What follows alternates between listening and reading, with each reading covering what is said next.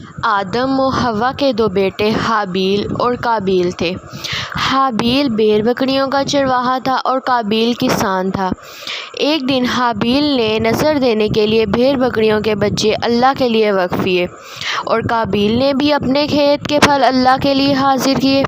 اس زمانے میں دستور تھا کہ قربانی کے جانور اور نذر و نیاز کا سامان میدان میں جمع کر دیا جاتا تھا اور جانور کو ذبح کر کے رکھ دیتے تھے۔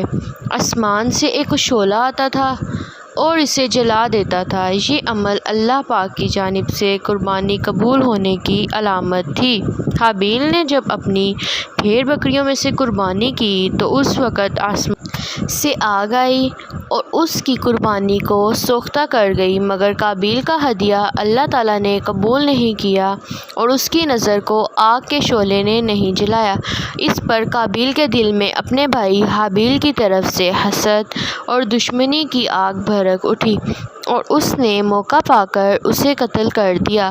قابیل پریشان تھا کہ کس طرح لاش کو ٹھکانے لگایا جائے۔ اس کے اندر سوچنے سمجھنے کی صلاحیت ختم ہو گئی تھی۔ وہ حیران و پریشان بیٹھا تھا کہ ایک کوّا آیا۔ کوّے نے چونچ میں کوئی چیز پکڑی ہوئی تھی۔ کوّے نے وہ چیز زمین پر رکھی اور اپنے پنجوں سے زمین کو کھودنے لگا۔ قابیل بڑے غور سے یہ سب دیکھ رہا تھا۔ کوّے نے زمین کھود کر اس چیز کو گڑھے میں رکھا اور پنجوں سے مٹی بھر دی۔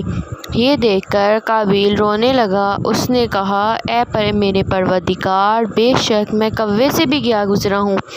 اور پھر اس نے کوّے سے مردہ جسم دفن کرنے کا طریقہ سیکھ لیا اور اپنے بھائی کو دفنا دیا۔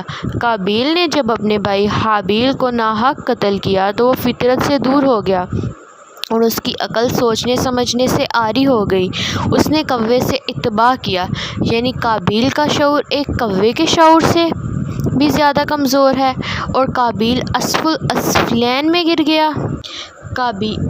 اس طرح قابیل پہلا مرد تھا جس نے ایک کوّے کی عقل کا سہارا لیا ہے اور پہلا ہی مرد ہے جس نے زمین پر پہلا قتل کیا۔